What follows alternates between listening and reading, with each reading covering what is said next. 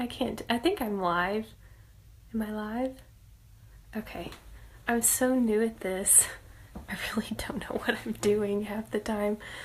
Um, so I just wanted to hop on and, hey Holly, how are you? Thanks for liking my little announcement. So I wanted to get on here because I know Mother's Day was just like a week or two ago, and it's a hard holiday for a lot of people, and it was one of the first holidays, Mother's Days, or whatever that I've gone through, and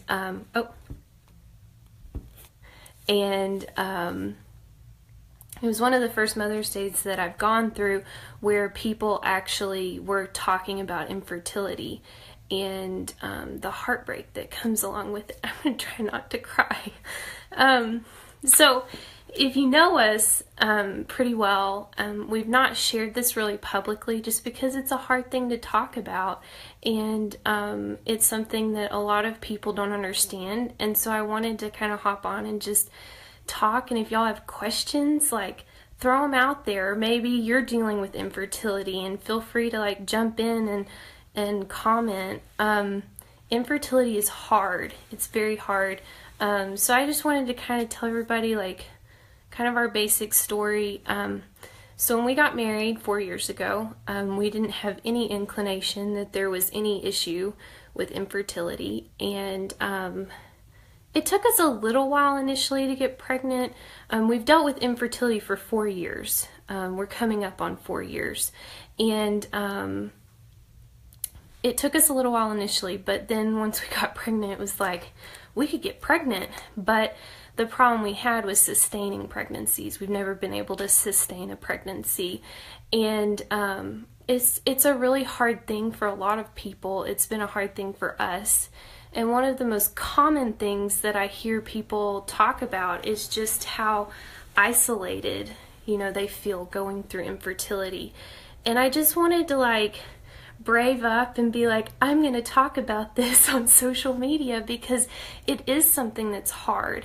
And it's hard for a lot of couples that are like dealing with infertility, and maybe their family doesn't understand, or their friends don't understand, or they've had some judgment or different things happen to them. So for us, it's been a really hard journey, and it's something that we're still going through. Nothing's been solved that we know of. We do have some diagnoses under our belt. That's something that you really don't want to go through or have to identify with. But it's just one of those things that I want to open up about, because I feel like so many people travel the road alone. And I've traveled the road alone for a long time because there's so much. Oh, I love all the hearts. It's so hard to travel alone, and I just wanted to like reach out through social media and just say like, you're not in it alone. I'm there with you. Feel free to like private message me. I'm in so many infertility Facebook groups, and like the support you get with these other women that are going through infertility is just amazing. Like the community there is insane. And so I just wanted to say that because I feel like so many people, maybe they've had friends or family members. For us, it was both friends and family members that have said things that were just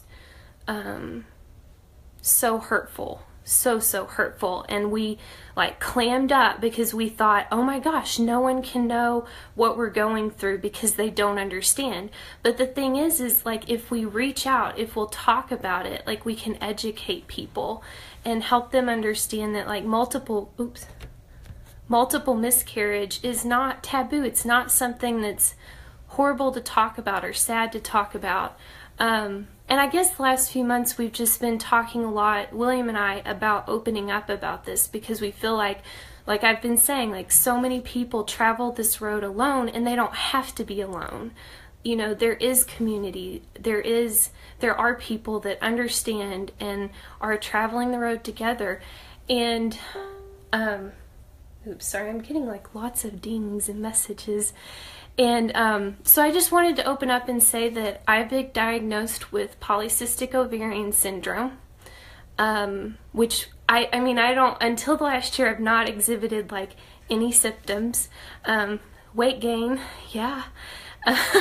So a little bit of weight gain and stuff like that, but I didn't have any of the like specific like physical attributes of polycystic ovarian syndrome. And that's one of the hardest things about PCOS, is so often it goes undiagnosed because we don't really understand it. And some of the hallmarks of PCOS, women that have PCOS actually don't even exhibit those symptoms, and so it goes undiagnosed. So for us, like, we got pregnant very easily, and but PCOS you can get pregnant but then have issues maintaining a pregnancy. The other thing we've been diagnosed with is a thing called elevated natural killer cells, which is literally where my body goes in and it goes, oh, there's a baby, and it attacks it. So it literally, like any pregnancy we establish, my body attacks it. And so it's so hard to feel like when you're going through this with, you know, my spouse, William, and he is, sorry, I'm getting like so many messages. And there's nothing wrong with him. It's all me. And that was something that I was talking with Judy Capps about. She came in and was actually praying over us recently, because we've just, you know what, there's like no way to know like if we'll ever be able to maintain a pregnancy, because medically there's so much complexity there that the road there is very unknown. And so they just came and prayed over us for like a couple of hours. Sorry, I'm gonna start crying because it was just so special. And a lot of people don't have that opportunity to have people come into their home and pray over them and sympathize with them. Sorry, I didn't mean to cry. She came in and prayed over us, and one of the things that we talked about, and I have thought about like almost every day since, is that when you're dealing with infertility, you are not infertile. And hear what I'm saying. You do not equal infertile. You are not infertile. You don't equal infertility in the same way that you don't equal depression, or you don't equal thanks, Haley. You don't equal whatever this burden is that God has on your life. Like, you don't equal it.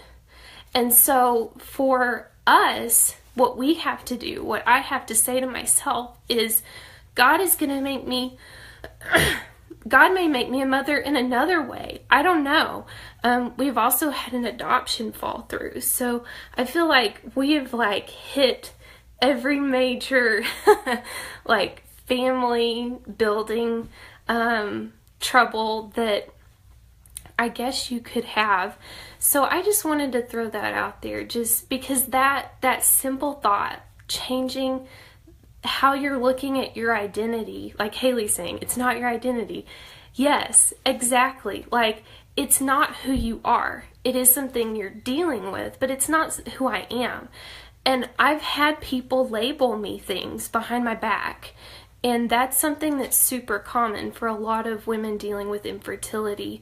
I have a lot of Facebook friends and stuff that through these infertility Facebook groups that tell stories about things that people have said, and we should never jump to like assume that somehow that the person that doesn't have children doesn't want children, or even for us that we don't have children in heaven.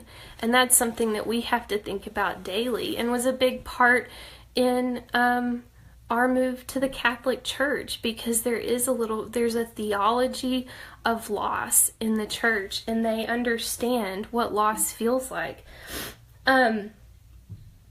Oops, sorry, got lots of stuff.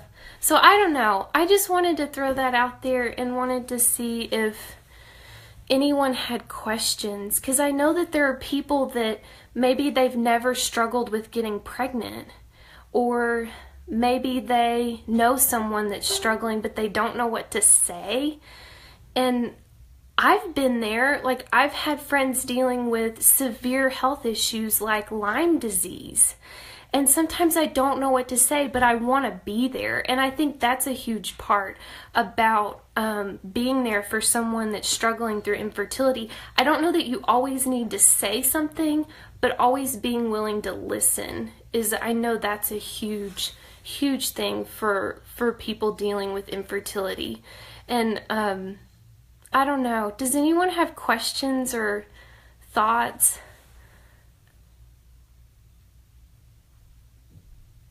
I know there are a lot of people that are actually on here. I keep seeing your names pop up and I'm like, oh, I know they've, gone through something similar. They've had, like, Jeannie, I think you had a preemie, and it took y'all a while to figure out why that happened, if I remember correctly. But, oh, how can you best support someone who has miscarried? Okay, I love that. Like, that is like one of my favorite questions, because that person is a mom. She's a mom, and and honestly, what a lot of women that have dealt with a miscarriage want is like some level of recognition that they're a mom. And I actually had a friend on Mother's Day, and she texted me and said, Happy Mother's Day. And that meant so much, because she knew how many like children we had lost, and that it had been this huge disappointment for us. So yeah, that's my favorite thing. That's the thing that's ministered to me the most. Sometimes just even asking people like, hey, how can I help you? That's been helpful to have people actually, because sometimes it vacillates. Like, I don't want to talk about it right now. And then other times I'm like, I need to talk to everybody about it. I need a support system. And you kind of go back and forth. One thing I did want to say is how special mothers are in the infertility journey, like mothers of women dealing with infertility, that if they can love on their daughters, like my mom is amazing, like she's amazing, like so many other mothers. Sorry, I can't keep up with the, well, yeah. Oh my gosh, yeah, PCOS is hard. Oh, Gloria asked, like, how do you diagnose it? How do you know if you have PCOS if you don't have the symptoms?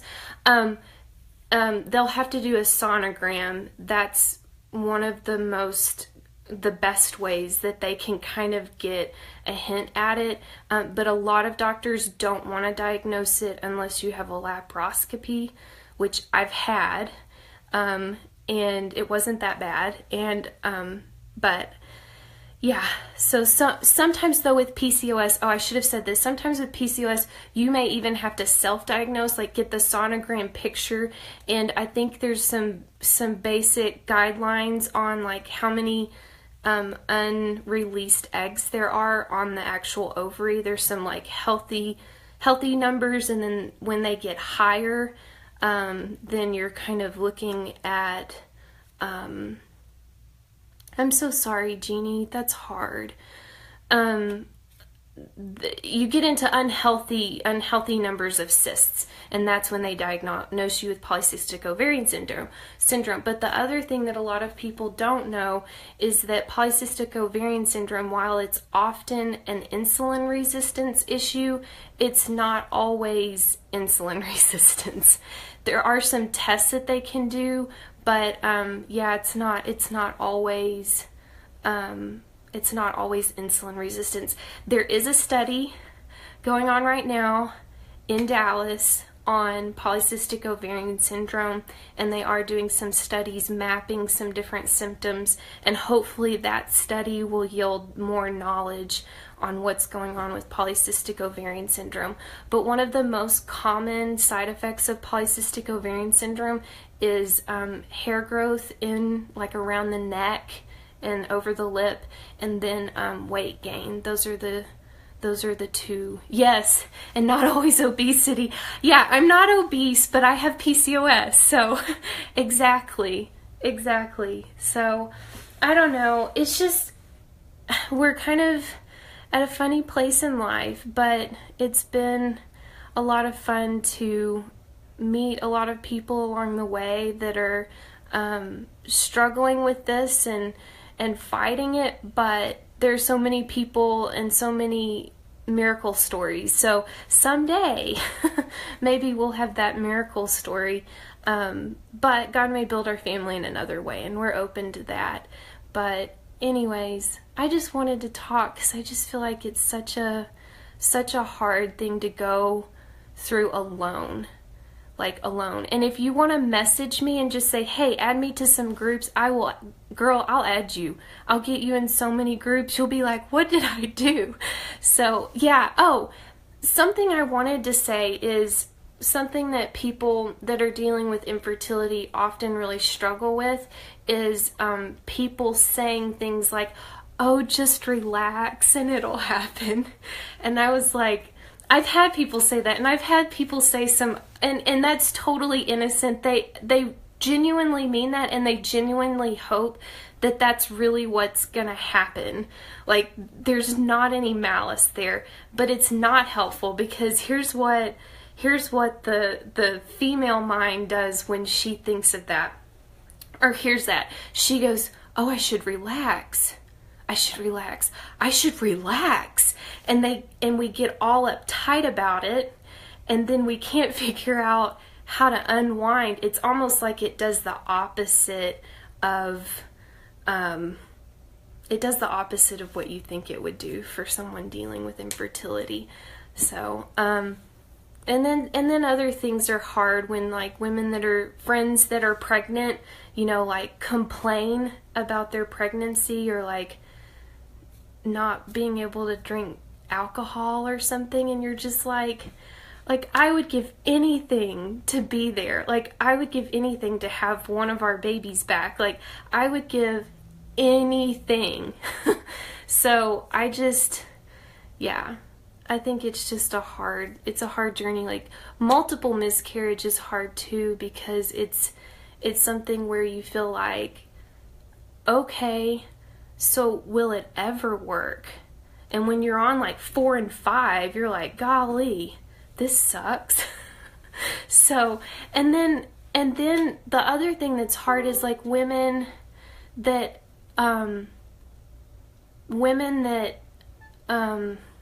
sorry, I was gonna say something and it left me. Shoot. I mean, it just like flew away, guys, like flew away. Yeah. And it's not like we're angry at somebody that's complaining. I know it's hard. Like, with all of our pregnancies, like, I get pretty sick initially.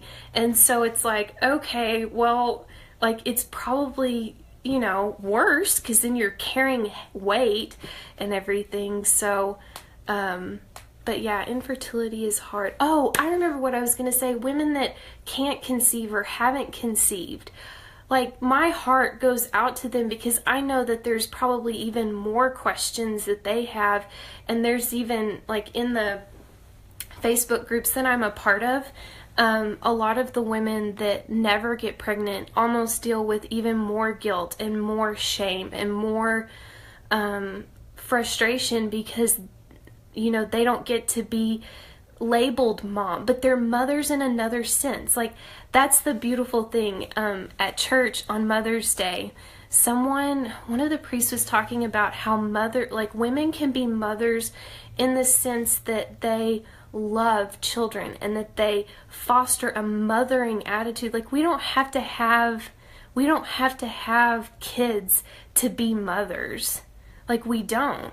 And so that was something that I just really, I don't know. And it was in several Facebook groups that conversation just started coming up, and more and more. But so anyways, I don't know what else to say, but I appreciate you guys hopping on.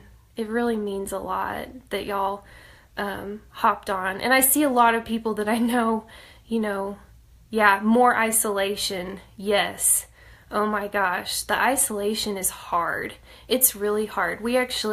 I had somebody actually label me, and I don't have a problem with this term. I probably am one. I have a job, but they labeled me a feminist because I didn't have children.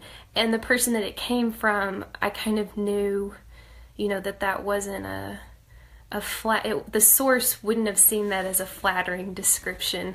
And that was in the church, and that's in the church. And my heart goes out for women that are in the church, because it's hard, because in the church, often we have big families, like 6, 8, 10 kids. Especially in more conservative churches, there's bigger families. And when you can't even have one child, that's hard. It's hard to go to church. It's hard. I have a friend, that lost a child late in a pregnancy. It was a stillbirth.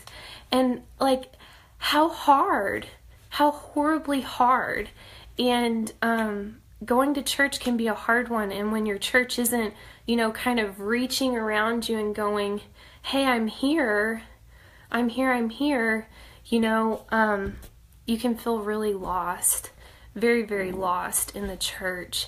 And when there are comments, then it makes women feel like, they're sidelined. And then men deal with trying things. Oh, hey Phoebe. Oh my gosh, I haven't seen you in forever. Okay. Oh, okay. So how can I love someone that's having trouble conceiving when I don't conceive, or when I conceive so easily? Ooh, that's a hard one, because I think I don't have any close friends right now that are kind of in that season.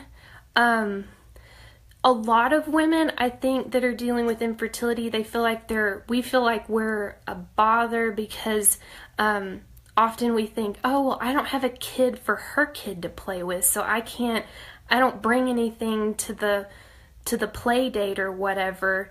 So I feel like even maybe you reaching out to that person might help. I don't know, because it is hard, because a lot of women deal with a lot of shame and they want to hide it, and they don't want to put that burden on you, because you have kids, and that's happy, and that's awesome, and that's what we want. And I guess that's the only thought that I have. I think it varies a lot. Oh no. Well, and see, I think that's where I feel like my kids are a constant reminder of what they don't have. Some women say that, and they don't really want to have friends that have kids. But for most of us, we would love to have friends that have kids, because then we would have kids to love on. So, but I do feel some hesitancy sometimes to insert myself into their life or invite them over to my house, because I've actually had somebody tell me that they didn't want to. They were not being ugly, I promise, but they said that they didn't want to come to our house because we didn't have kids. And so, because we didn't have anyone for their kids to play with. So maybe reaching out and saying I want you in my life. That's something I guess I sometimes want to hear, because I'm not sure where that line is for them. So, yes, Jeannie, for me, I was happy when they let me cuddle their babies and cry. I know, I've thought that. Sometimes I just think, oh my gosh, I just want a baby right now that I could just hold and cry, because I'm so sad. So, yes, pregnancy announcements are like that. They're hard. Yeah, I'll come to Denver, Phoebe. Buy me a plane ticket. Oh, Tiffany, I'm sorry. Yeah. It's such a hard thing. Like, I just almost want to like create this like Facebook group of like people that like love each other, and it's like mothers and women dealing with infertility, and I don't know. It's a hard road. It's a really hard road. Somebody was talking though about pregnancy announcements, and that's really hard. And I have to admit, I'm a little guilty sometimes of the unfollow after a pregnancy announcement, because I know there's a lot of excitement, and I go through seasons where it's really hard, like especially right after we've had a miscarriage. I struggle a lot with seeing the happiness, not because I'm not happy for them, but because I guess it's like the contrast between where we're at and where they're at. And like, I told my mom this, I've said this since like our first miscarriage. I was like, I just want to join the party. It's not that I want to take their party. Like, I want to join the party. I want to have fun with everybody else. And so, yeah, that's kind of hard. It's hard. Facebook announcements are hard for me. But it's not that I don't want them to announce. Like, I'm happy for them. I'm just ready to have one. I'm ready to have a family, like a lot of other women. Yeah, Facebook announcements are hard. But I feel like that's something in the church that we need to like start talking about, because it's women that are dealing with even singleness. Like a lot of the same feelings and shame and confusion over like, okay, I'm a woman, but I don't have kids, or I don't have a husband, so what is my role in the church? Like, what is my role in society? Like, what do I do? Do I just have a job? And I feel like the church, we need to step up and like, when are we, like, maybe the church needs to step up and maybe start answering those questions a little bit stronger, other than to say, just do something, I guess. So singleness is hard. Infertility is hard. Like, it's all hard. Like, there's nothing easy about either one of those seasons at all. There was something I was going to say. And now I can't remember what it was. Shoot. Anyway, evidently I have amnesia tonight. I can't seem to remember what I'm talking about. But I appreciate y'all like conversing about this, because sometimes I feel like when I'm talking to people that like have kids, like I want to talk about it, but I don't want to make them feel weird, because I can tell sometimes when you talk about infertility, it can make people feel uncomfortable, because like our parents' generation, that wasn't something that was socially acceptable to really talk about, or they're just uncomfortable with discussing something like medical. So hold it just a sec.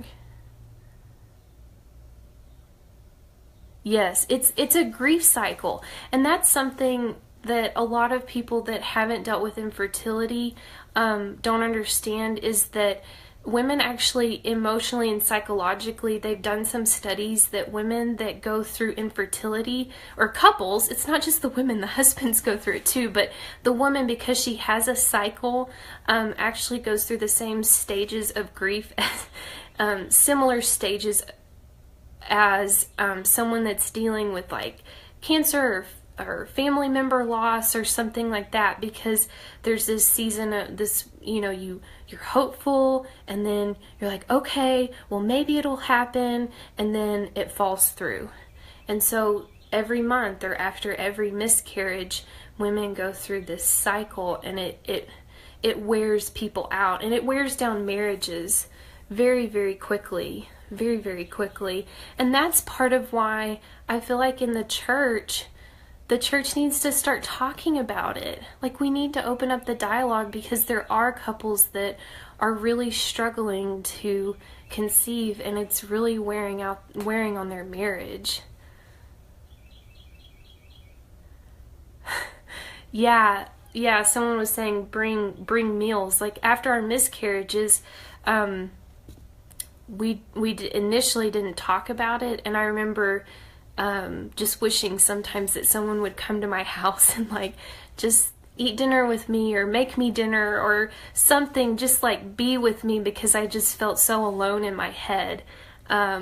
So yeah, and I guess I'll just go ahead and talk a little bit more about kind of what we've done. So for women, I know there's some people on here that actually are dealing with infertility. There is a type of fertility treatment called NAPRO, NAPRO.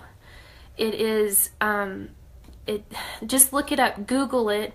If you're curious about it, shoot me a Facebook message. But NAPRO technology attempts to address a lot of issues that IVF kind of just steps in, and it overrides issues and doesn't actually treat underlying issues. And we can talk about that. That's a whole nother Facebook Live, IVF is. But NAPRO attempts to address things like endometriosis, polycystic ovarian syndrome, blocked fallopian tubes, stuff like that. So if you're curious about that and maybe want some help, like, please shoot me a message. Like, I will not share it if you're wanting to remain private. Like, just shoot me a message, because they have more hope for women dealing with they have the same success rate as IVF, and it is not even half as expensive. It's hundreds of dollars versus thousands and thousands of dollars. So shoot me a message. Like, I'm an open book. Trust me, having had as many miscarriages as we've had, there is like no conversation that I would ever go, oh, this is too awkward. Like, I'll talk about anything. And there's some books I can recommend if anyone just wants some information. But for us, so I've been diagnosed, I've already said this, polycystic ovarian syndrome, elevated killer cells, which NAPRO treats. There's not many doctors that treat elevated killer cells.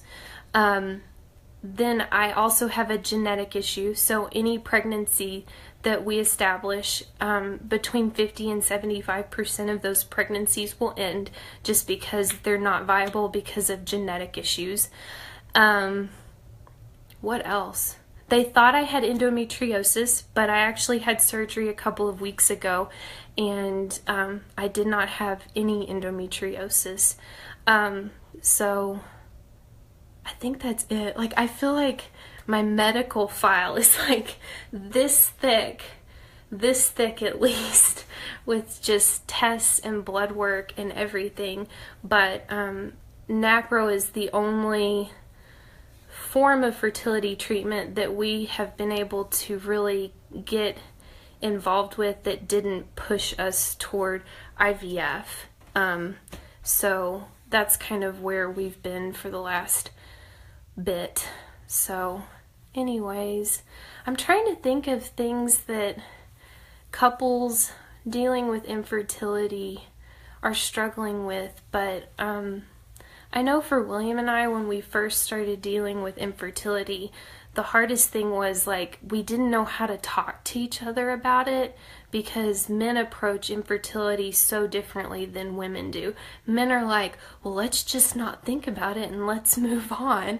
And the wife is like, but we've got to figure it out, and I'm so sad and I don't know how to handle this anymore. And there are some really good articles out there for husbands to read, because often I think husbands struggle a little bit more. Like, the wife, I think, can kind of put herself in the husband's head, but the husband, because he's never like had a cycle and experienced all those hormonal changes and the disappointment or even the burden that I'm not doing what I need to do, it can be hard to communicate. But I also wanted to say, because this was something Judy Capps talked with me about in the middle of like all this infertility stuff and us talking to her, she really encouraged me not to identify myself as somebody that wasn't doing what I was supposed to do, that it was my fault. Intimacy issues, yes. That is so common. That is so common. And a lot of couples deal with intimacy issues in infertility.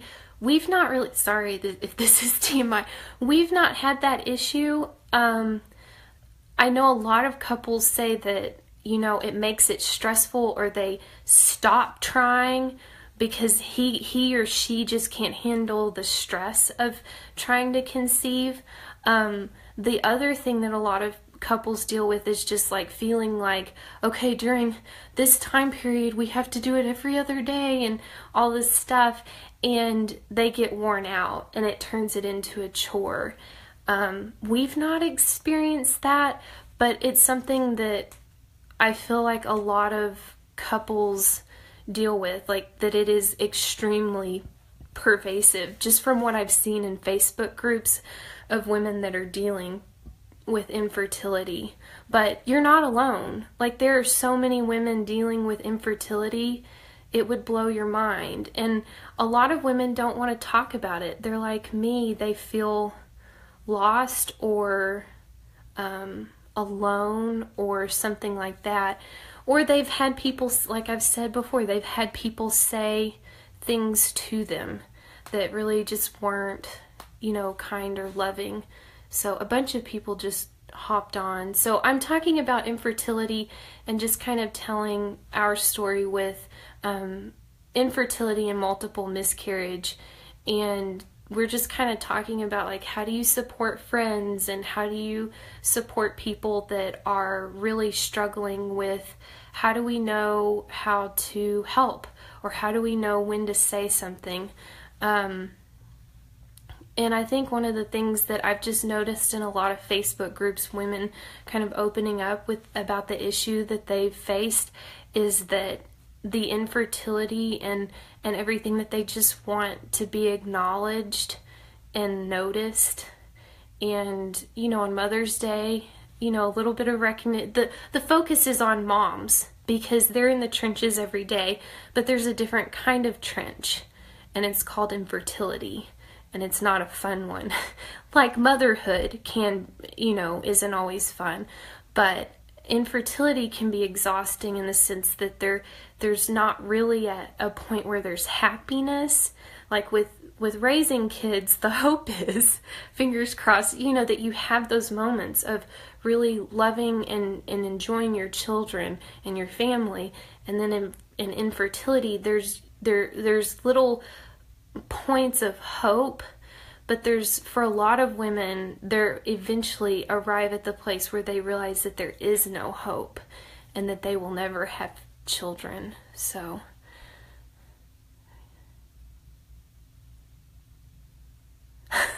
please forgive all of us who don't know what to say when they say, don't you want any kids?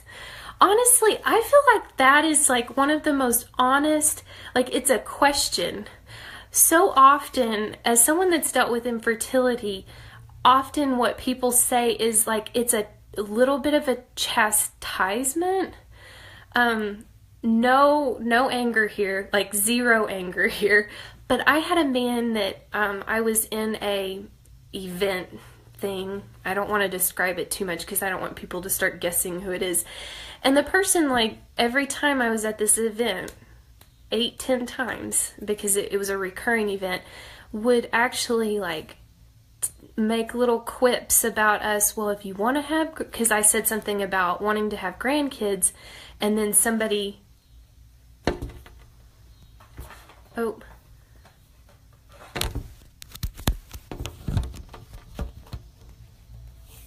are y'all there? Okay, can somebody like say hi so I know if you're there? I think I just cut out. Hello?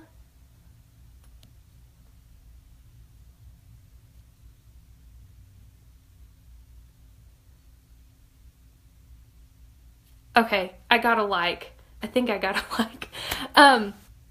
So what was I saying? Oh my gosh, like I am like the biggest ditz tonight. Hi. Hey, Jasmine.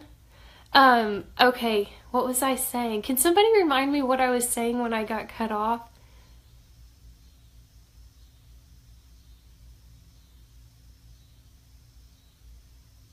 are awesome. This is great. There's so many. Whitney, hey. Hey, okay. What was I saying? Like, somebody's gonna have to remind me because it's gone.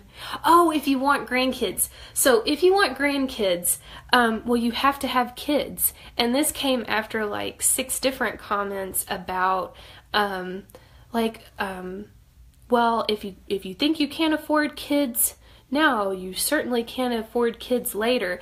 And like, for us, affording kids, like, so much of our money goes toward getting kids. Like, that is very much on our mind, like, all the time.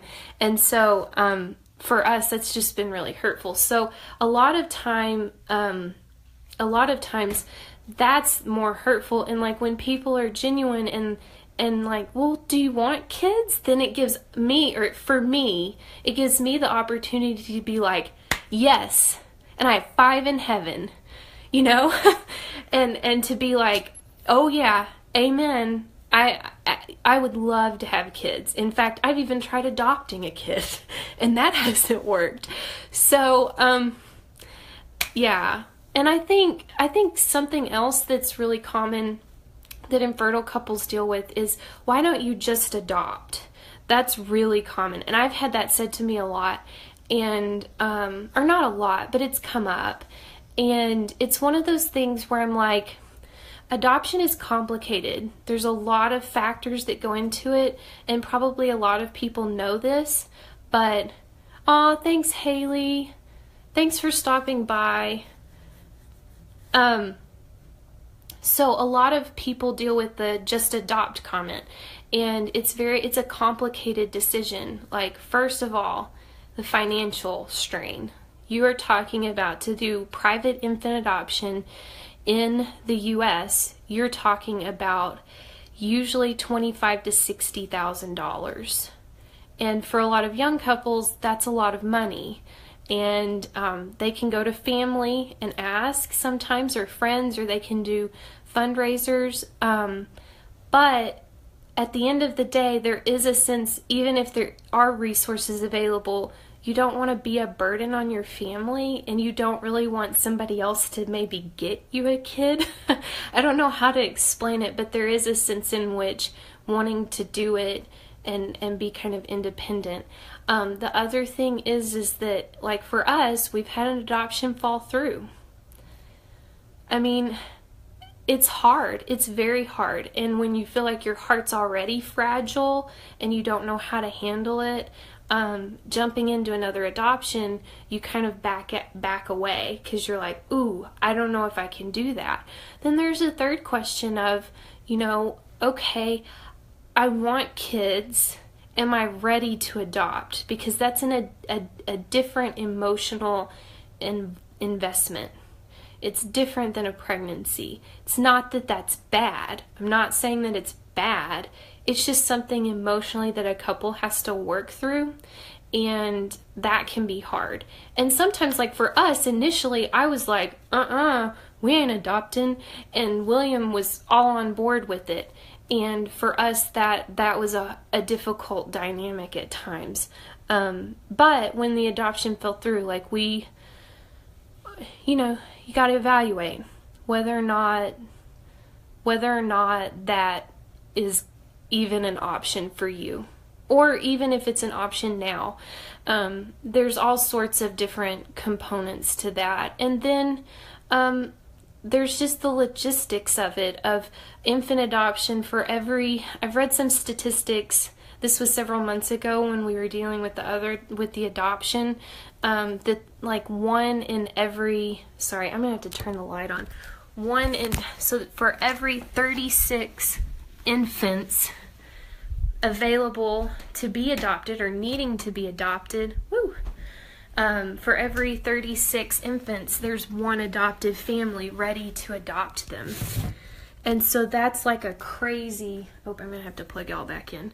That's like a crazy, crazy number. And so that's hard for couples, because then you're talking about, with most agencies have, it depends on the agency, you're talking about 6 months to a year, But a lot of smaller agencies, it can be a year to 2 years or even longer. I know people that have been on waiting lists for 2-3 years. So, and that's hard. And there's a financial strain when you're adopting, even if you're committed to it and one falls through. Often you've put out money, and changing agencies or applying to other agencies, there's fees that start racking up. And sometimes there's money that goes to birth moms, which is great because they need help. Usually, I mean, if they're wanting to place their child, there's usually a dynamic there that's just really hard for them, and they need support and they need help. And it's right for us to, support and help where we can. So, and then the other thing, this isn't something that's like really talked about in adoption world, but it's also, adoptions can be a little seedy. And what do I mean by that? So we've dealt with a couple of agencies. One of them, we actually were told to apply because there was a baby. And through the course of events, found out that they had already placed him, but they had already had us fill out all this paperwork, gotten our hopes up, and then we found out that he had actually already been placed. That was a separate from the other adoption event that I mentioned. So there's not always a lot of honesty on the part of the agency, at least in our experience, and we have had 2 that were not favorable because of some things that the agency did. And so that's hard. So the term, just adopt is it's a super complicated decision. It's not something that people can just jump into, or if they jump into it, sometimes they need a break after something's fallen through. I actually know of a couple that actually signed up to adopt a set of twins, and then the mom miscarried both of the twins, and that was hard, and they felt like they had gone through another loss. So just adopting, I wish I could take the just off, but I mean that's usually how it's termed. Like, why don't you just adopt? Well, it's not always that easy. Foster care is a whole nother world, which is a great world, but that's sometimes like we had to weigh that out, and when we looked into it, it just didn't seem like a good fit for us for just various reasons, namely being our age. There's just a lot of stuff you can face with foster care. It doesn't mean it's bad. Not saying it's bad. Fostering is awesome. We may do that someday, but not sure about right now. So, at least at this point. But I just have a heart for women that are dealing, or couples that are dealing with infertility, because it is hard. Like, I don't know that I ever really seriously thought that we would deal with infertility and multiple miscarriage. It just feels like surely this should be somebody else's life, surely somebody else should be here. Like, this shouldn't be me. Not that I want somebody else here, but just that maybe it should be somebody else. That how could this be like an out-of-body experience almost sometimes. But I want to encourage couples, and maybe if you know someone that's dealing with infertility and maybe they've lost pregnancies, like, open up. Like, there is no judgment that could be worse than being isolated. We have had, I'll just go ahead and, we had somebody actually basically say that we were never going to have kids and that was going to somehow negatively impact their life. And that's so hurtful, and it made us, I remember us going, oh my gosh, we clammed up, we shut down. Yeah, it kind of seems unfair because most of the people I know who are infertile would be wonderful parents. I agree, and that's like, I have a good friend here where we live, and she and her husband would be amazing parents. amazing parents. Like, you have no idea. And I have other friends that there's just complications. But I did want to say that, like, when people say really hurtful things, when it's intentional, as somebody that's dealing with a lot of stress and a lot of emotional stuff and even medical treatments, which, trust me, when you're dealing with infertility and they start putting you on hormones, like, your life and your weight and your emotional health goes insane. Like, I mean, oh my goodness, like, I cannot tell you how bad you feel, or I feel, on hormones, and it does cause like weight gain and different things like that. So if you're dealing with that, and there are people that are saying really ugly things, even if it's behind your back, like, for the health of you and your husband, like, talk about it. And y'all, like, you may need to cut them out, or at least limit exposure. And that's something that we have had to do, because there's no situation where somebody with infertility should be put to shame in a public setting or behind their back or in person. Like, there's no situation where that should be okay, because those people need to be loved on, especially couples that are dealing with trying to figure it out, and there's an emotional component there where they feel lost even in the medical treatment. So I feel like this has gone on forever. Does anybody have any more questions or thoughts, or I don't know, like, what you're dealing with, or I don't know. I just don't want to, I want to talk about it. Like, I want this to, like, stay open and us to keep talking, because there's just so much. Yeah, you feel like death. I just read that comment. And oh, the other thing. So in the middle of all of, when we had like a string of miscarriages, and I felt so guilty, because I don't know if anybody's done the DISC profile test, but I am a high D. So I'm like an accomplisher. I want to accomplish all the things, and I want to do all the things. And going through infertility has been stressful for my personality, because I want to fix it. I'm a fixer personality. Like, I want to check it off the list that I have solved infertility. And I had to start giving myself a break when I did have bad days, or the hormones were just insane. And I had to give myself the okay to lay down on the couch and watch Gilmore Girls all day. Like, seriously, I had to do it. And that was one of the best mental health things that I learned, was to give myself a break when it felt overwhelming.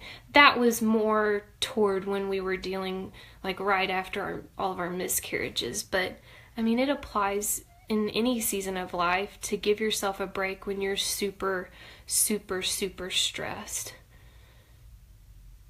What can people with kids do to keep that we are friends with? I guess I don't know. What can people with kids do to help from hurting people that we are friends with who are infertile? Like, you mean, like, I'm assuming, like, them saying something to an infertile couple or something? Is that what that means? I've never had a kid say anything to me. Oh.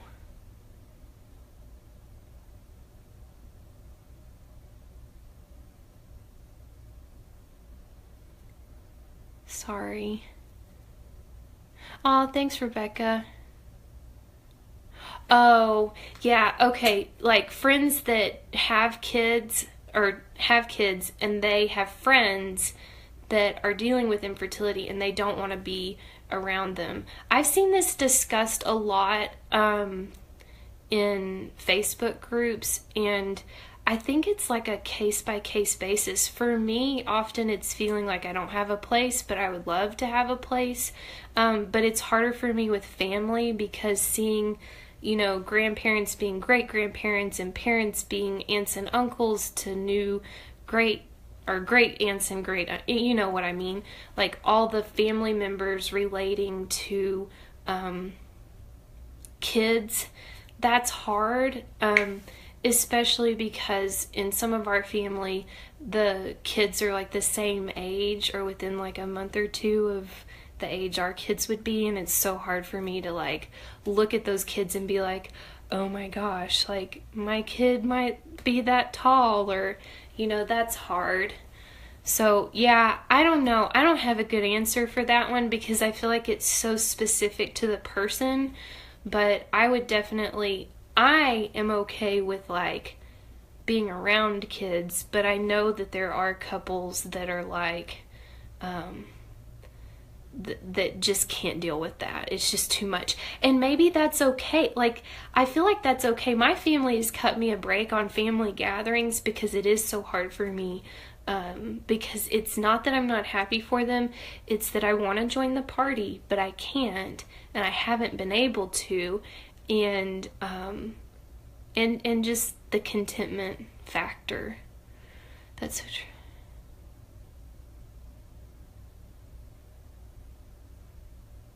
Yeah, it's hard. It's hard on marriages. It's super hard on marriages. So anyway, I don't know, Dr. Tanner, I don't know. Like, I keep thinking about that because like family bothers me, but friends don't. So I don't know how you like handle that. No good answer. But I guess the one thing I'm having to learn and I'm not good at is just not to be sensitive on the issue and just be okay with, being told that I may never have grandkids. And that's okay. That's really okay. Thanks for like stopping in and for joining me, and I'll be praying for everybody that's why shouldn't you be sensitive?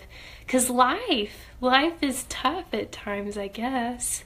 So, or not being, I guess what I'm saying is like not being sensitive and not letting it like affect relationships at times. So I don't know. It's so tough. I feel like today in the church, we are like making some great strides in like being attentive to people that are dealing with difficult things. I know a lot of women on Mother's Day in the infertility Facebook groups that I'm a part of were actually saying that, that their priest or their pastor had recognized women that were dealing with infertility or pregnancy loss. And I thought that was super neat, because I was like, we're mothers at heart or we have children in heaven. And so it just being acknowledged is, oh yeah. Yeah, Christ cried with people. And that was one of the things that, William and I have talked about, is that like going through infertility and pregnancy loss, that we're so much more aware. I think, I don't know, somebody may come on and be like, whatever, she's like totally not sensitive, but I think we are a little bit more like aware of what other people are going through and wanting to, I don't know, maybe not, I mean, we don't want to get like make people uncomfortable, but being aware of saying things or trying to support them or trying to understand the world from their eyes. And I feel like the church is just, there's a lot of attention being drawn to that. And I know some people are saying that that's a negative, like I've heard, I hate to make this generalization, but I've heard some people making some comments that, that we're being too sensitive to people or something. And I think, Mother Teresa, she spent her whole life serving the sick and the lame and, the people that no one else would touch. Like, shouldn't we kind of look at our friends and family that way? Like, how can we help? How can we support? How can we be the Christ loving arms around them? So anyway, hey guys, thanks for joining. I really appreciate y'all stopping by. It was really special to like hear from people that are dealing with infertility and like talk about some of this stuff. And I don't know, it might be fun to like do this like every couple of months and just discuss like different things that people are going through, because life's tough. Life is super tough and it's not easy.